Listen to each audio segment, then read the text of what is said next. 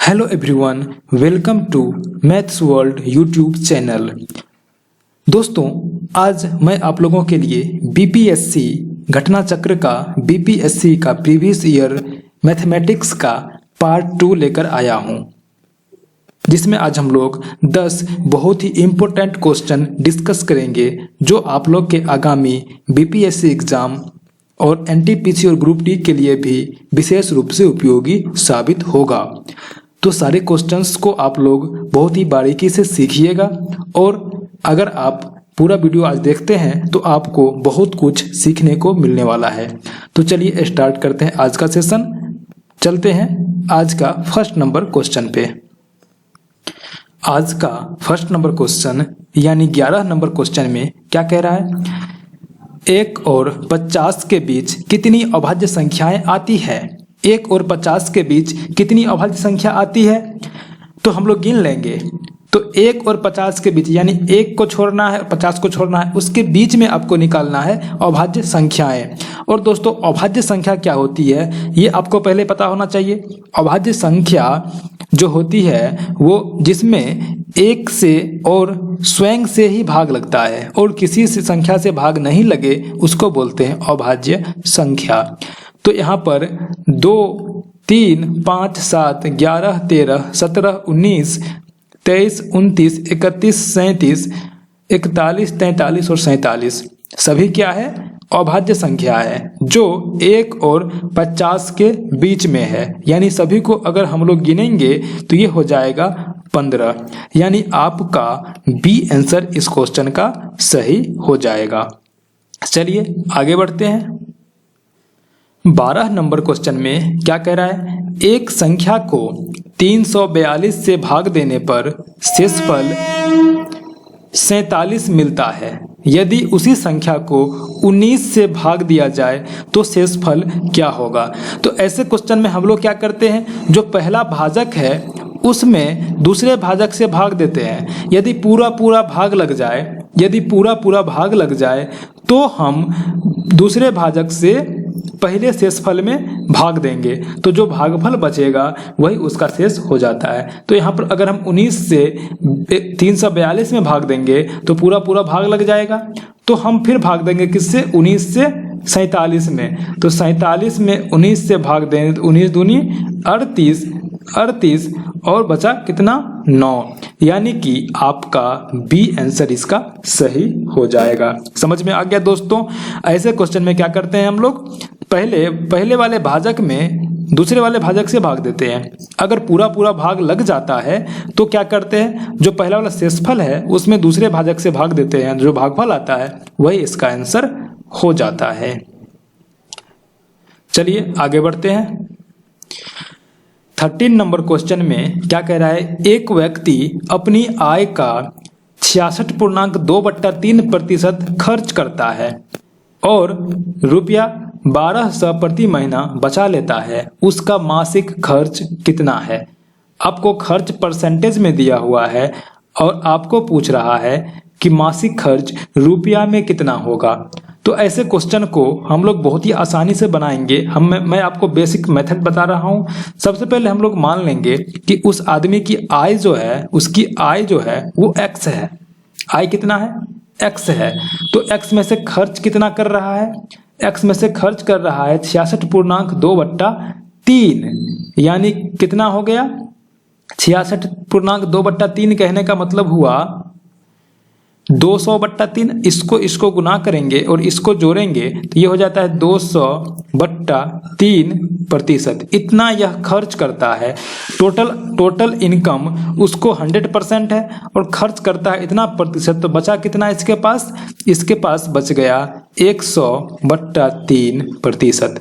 यानी कि वह बचाता कितना है? 100/3%। टोटल आय उसका x है और बचाता है 100/3%। यानी 100/3 गुना 100, क्योंकि x प्रतिशत को हम लोग क्या लिखते हैं? x/100। उसी तरीके से हम लोग 100/3% क्या लिखे?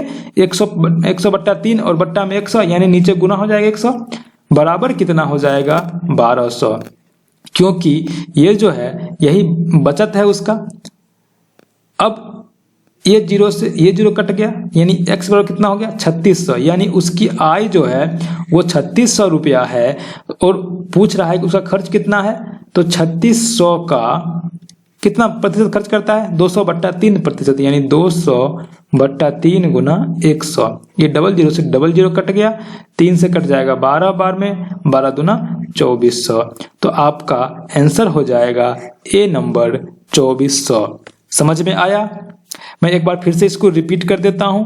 इसमें क्या कह रहा था कि एक व्यक्ति अपनी आय का 66.2/3% खर्च करता है। 66.2/3 कहने का मतलब है कि 200/3% खर्च करता है। टोटल उसका इनकम 100% था, तो बचत कितना हो जाएगा, 100 में से 200/3 घटाएंगे तो ये हो जाएगा 100/3%। अब कह रहा है और 1200 रुपया प्रति महीना बचा लेता है। अगर हम मान लें कि टोटल इनकम x है तो x का कितना प्रतिशत बचा रहा है, वो 100/3% निकाल लेंगे, बराबर कितना होना चाहिए 1200 होना चाहिए, क्योंकि 1200 यहाँ पर दिया हुआ है। तो यहाँ से x का निकल गया, कितना निकल गया x का वैल्यू, x का निकल गया हमको 3600। अब x का वैल्यू निकला तो x क्या माने थे हम लोगों ने, x माना था हम लोगों ने आय, टोटल आय का खर्च कितना करता है 200/3%, यानी 3600 का 200/3% मतलब कितना आंसर आ गया आपका 2400। तो आपका ए ऑप्शन सही हो गया। चलिए आगे बढ़ते हैं। 14 नंबर क्वेश्चन में कह रहा है कि एक व्यक्ति एक वस्तु को एक निश्चित दाम पर बेचकर 20% लाभ कमाता है। कोई वस्तु मान लेते हैं कि 100 रुपया में खरीदा था, ठीक है, उसको बेचा कितना में 120 रुपया में, तभी तो 20% लाभ हुआ उसको। अब कह रहा है यदि वह उसे दोगुने दाम पर बेचता है तो उसका लाभ प्रतिशत क्या होगा। अब वह दोगुने दाम पर बेचता है, पहले बेचा था 120 में, अब बेचता है 240 में, खरीदा 100 में, अब बेचता है 240 में, तो लाभ कितना हो गया 140, और प्रतिशत लाभ बराबर होता है लाभ गुना 100 और बट्टा में कितना क्रय मूल्य। तो ये डबल जीरो से डबल जीरो कटा, कितना परसेंट हो गया 140% लाभ उसको अब होगा, यानी ए ऑप्शन आपका सही हो जाएगा। यह 63rd बीपीएससी प्री एग्जाम 2013 में पूछा हुआ क्वेश्चन है। चलिए आगे बढ़ते हैं। 15 नंबर क्वेश्चन में कह रहा है कि 10 महिलाएं किसी काम को 7 दिन में पूरा करती है और उसी काम को 10 बच्चे 14 दिन में पूरा करते हैं। 5 महिलाएं व 10 बच्चे उस काम को कितने दिन में पूरा कर लेंगे। तो 10 महिलाएं करते हैं 7 दिन में, तो 5 महिलाएं कितने दिन में करेंगे, 10 करती है 7 दिन में, तो अगर महिला 5 हो जाए, महिला आधा हो जाए तो समय दोगुना लगेगा, यानी 14 दिन में। तो 5 महिलाएं करेंगे 14 दिन में, ठीक है। तो 5 महिलाओं द्वारा एक दिन में किया गया काम कितना हो जाएगा 1/14।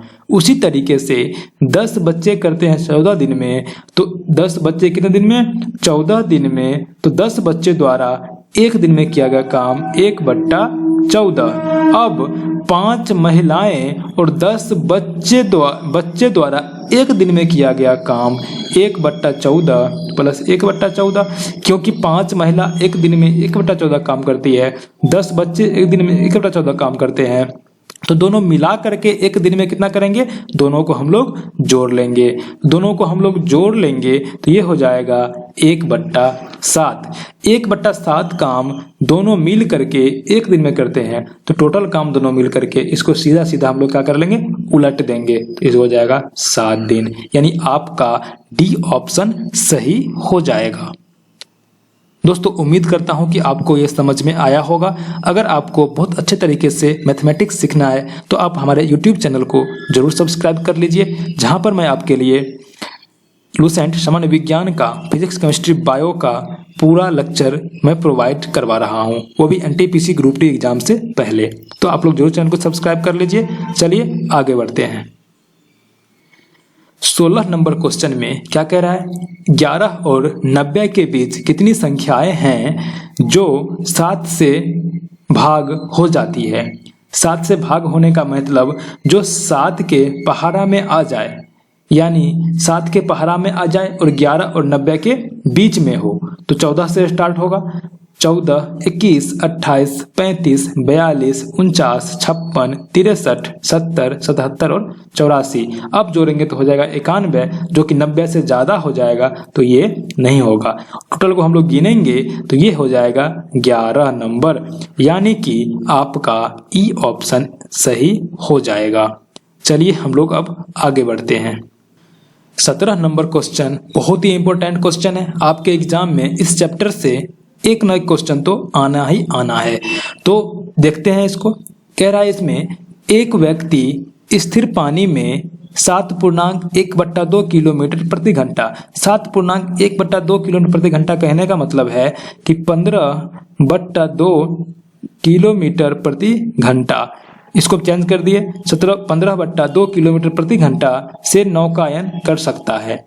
तो अगर हम लोग स्थिर पानी में नाव की चाल को x माने तो x बराबर कितना हो जाएगा 15/2 किलोमीटर प्रति घंटा। और आगे कह रहा है यदि 1.1/2 यानी 2 कम 2 1 3/2 y 3/2 किलोमीटर पर घंटा। अगर हम लोग धारा की चाल को y मान लें तो यहाँ पर क्या दिया हुआ, यदि 1.1/2 यानी 3/2 किलोमीटर प्रति घंटा की गति से बहती हुई नदी यानी धारा की चाल है, किसी स्थान पर पहुंचने और वापस जाने के लिए उसे 50 मिनट लगते हों तो उस स्थान की दूरी कितनी है। आपको पूछ रहा है कि दूरी कितनी है। अगर यहाँ से यहाँ जा रहा है और नदी की धारा इस दिशा में है तो जाने में और वापस आने में यहाँ तक इसको कितना समय लगेगा। तो मान लेते हैं दूरी कितना है, d है। और आपको पता होना चाहिए कि अगर नाव धारा के दिशा में जा रही है तो नाव के चाल में धारा का चाल जुटता है और धारा के विपरीत दिशा में जा रही है तो चाल घटता है।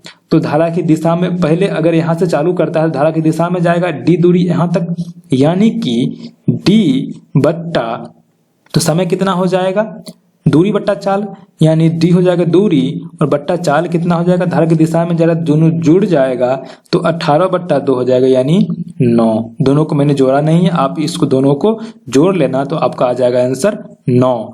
और प्लस एक समय ये हो गया जाने में समय, और फिर वापस आने में कितना समय लगेगा, तो वापस आने में धारा के विपरीत दिशा में आ रहा है लेकिन d दूरी ही तय कर रहा है तो ये घट जाएगा। कितना होगा घट करके आपका हो जाएगा ये 6, क्योंकि 15 में 3 जगह तो 12 होगा, 12/2 बराबर 6। और दोनों मिलाकर कुल समय उसको लगता है कितना मिनट, 50 मिनट। 50 मिनट कहने का मतलब है कि 50/60 घंटा, क्योंकि घंटा में सब कुछ है इसलिए इसको मैंने घंटा में माना। अब हम लोग दोनों का एलसीएम लेंगे तो क्या हो जाएगा, 9 और 6 का एलसीएम 18 होगा, ठीक है। और इसको भाग देंगे 2 और 2d प्लस कितना हो जाएगा 3d बराबर 5/6, 0 से 0 कट गया। अब ऊपर हो गया 5d/18 बराबर 5/6, 5 से 5 कट गया और 6 दिया 18, यानी d जो हो गया वो हो गया 3 किलोमीटर। तो आपका जो दोनों पॉइंट के बीच की दूरी जो आ गई वो कितनी आ गई, 3 किलोमीटर, यानी आपका ए आंसर सही हो जाएगा। चलिए अब आगे बढ़ते हैं। 18 नंबर क्वेश्चन चक्रवृद्धि ब्याज का क्वेश्चन है, बहुत ही इंपॉर्टेंट है। तो चलिए देखते हैं इसको। एक राशि चक्रवृद्धि ब्याज की दर से 2 वर्ष में 4624 तथा 3 वर्ष में 4913 रुपया हो जाती है तो राशि क्या है, यानी मूलधन पूछ रहा है।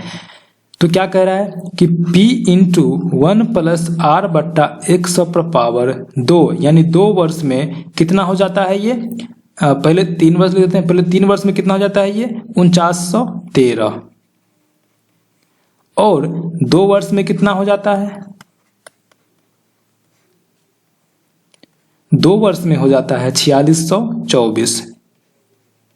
अगर हम लोग दोनों को भाग दे दें तो P से P कट जाएगा, P p से p कट जाएगा और ये ऊपर जाकर घट करके पावर 1 हो जाएगा, क्योंकि x पावर m बट्टा x पावर n बराबर क्या होता है, x power m minus n, यानी कि ये 2 ऊपर जाकर 3 में से घट करके 1 हो जाएगा, यानी 1 प्लस r बट्टा 100 बराबर कितना 4913 बट्टा 4624। अब यहाँ पर इधर प्लस में 1 है तो ये घट करके इधर माइनस में आकर के 1 हो जाएगा, तो यहाँ पर r बट्टा 100 अगर हम निकालते हैं तो ये हो जाएगा 4913 और बट्टा कितना 4624 माइनस 1, ये घट करके कितना हो जाएगा 289 बट्टा 4624, यानी r बट्टा 100 बराबर। तो यहाँ से r का वैल्यू निकालते हैं अगर, तो r बराबर हो जाएगा 289 गुना 100 बट्टा कितना 4624, यानी ये कटेगा आपको 16 बार में। कितना बार में 16 बार में, तो ये हो जाएगा 25 चौके 100 और 4 चौके 16, यानी r का जो वैल्यू हो गया 25 बट्टा 4%। अब इस r के वैल्यू को अगर हम इस इक्वेशन में पुट करेंगे, अगर इस r का वैल्यू अगर हम इस इक्वेशन में पुट करेंगे तो हमको p का वैल्यू आ जाएगा, यानी p इंटू 1 प्लस r का वैल्यू कितना है 25 बट्टा 4 गुना 100 का स्क्वायर बराबर 4624। तो यहाँ से अगर हम लोग ऊपर में कितना था 25 था, तो ये 25 हो जाएगा, तो 25 चौके 100, तो नीचे कितना हो गया स्क्वायर, यानी p इंटू 1 प्लस 1 बट्टा 16 का स्क्वायर बराबर कितना 4624। तो यहाँ से p इंटू 16 के 16 एक 17 बट्टा 16 बराबर कितना 4624। अब हम लोग इसको अगर इससे काटेंगे 17 दूना 34, कितना होगा 17 दूना 34, यानी कि 200,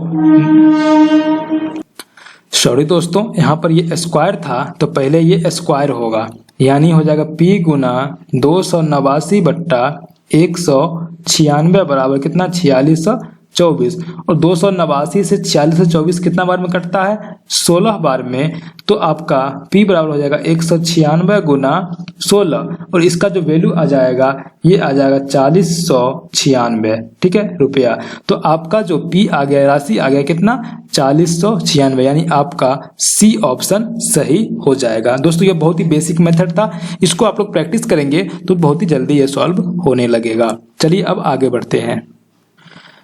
19 नंबर क्वेश्चन में कह रहा है कि एक व्यक्ति 20 रुपये मूल्य के शेयर 9% लाभांश अदा करके खरीदता है। वह अपने धन पर 12% ब्याज चाहता है। प्रति शेयर का बाजार भाव क्या होगा? तो प्रति शेयर का बाजार भाव मान लेते हैं x रुपया होगा, तो प्रति शेयर का बाजार भाव x रुपया होगा, तो x का उसको 12% चाहिए, तो वह बराबर किसके हो जाएगा 20 का 9% के, ठीक है 20 का 9% के बराबर होगा, यानी कि प्रतिशत से प्रतिशत कट गया, तो x का वैल्यू क्या हो जाएगा 20 गुना 9/12, 3 तिया 9 और 3 चौके 12 और 4 पंचे 20, यानी 5 तिया 15 रुपया, यानी कि शेयर का बाजार मूल्य जो हो जाएगा वो हो जाएगा 15 रुपये, यानी आपका बी ऑप्शन सही हो जाएगा। 20 नंबर क्वेश्चन में आपका पाई चार्ट का क्वेश्चन है। इसमें क्या कह रहा है कि निम्न पाई चार्ट किसी राष्ट्र द्वारा किसी विशेष वर्ष में विभिन्न खेलों पर किए गए व्यय को दर्शाता है। चार्ट को ध्यान से अध्ययन करें और प्रश्न का उत्तर दें। तो चार्ट में सभी का डिग्री दिया हुआ है कि किस खेल पर कितना डिग्री खर्च किया गया है। तो फुटबॉल पर क्रिकेट से कितना प्रतिशत कम व्यय किया गया है, तो देखेंगे फुटबॉल पर कितना है, तो फुटबॉल पर है 54 डिग्री और क्रिकेट पर कितना है 81 डिग्री, तो क्रिकेट पर है 81 डिग्री। तो हमको पूछ रहा है कि क्रिकेट से कितना प्रतिशत कम फुटबॉल में खर्च किया गया है। तो प्रतिशत कमी निकालने के लिए सबसे पहले हमको क्या निकालना पड़ेगा, कमी निकालना पड़ेगा। तो कमी कैसे निकालेंगे, तो 81 में से 54 घटाएंगे तो कितना हो जाएगा 17%